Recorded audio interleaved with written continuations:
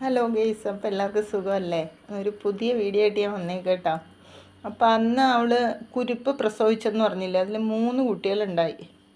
അത് എവിടെയോ കൊണ്ടുപോയി അതിനെ. എന്നിട്ട് ഇപ്പോൾ കുറേ ദിവസം കൊണ്ട് കാണാനുണ്ടായില്ല കേട്ടോ. ഇന്ന് ഞാനിപ്പോൾ വാല് തുറന്ന് നോക്കിയപ്പം 2 കുഞ്ഞുങ്ങളും അവളുമാണ്. ശരിക്കും പറഞ്ഞാൽ 3 കുഞ്ഞുണ്ടായിരുന്നു. നല്ല സങ്കടമായത്, ഒരു കുഞ്ഞ് എവിടെ പോയെന്നറിയില്ല. പിന്നെ ആ മറ്റേ ഇതേ കളറ് തന്നെയുള്ള പൂച്ചയില്ലേ, ഇതിൻ്റെ ഹസ്ബൻഡ്, അതും ഇന്നലെ മുതൽ ഇവിടെ കാണാനുണ്ട് അതിനെ. അതും വന്നിട്ടുണ്ട്.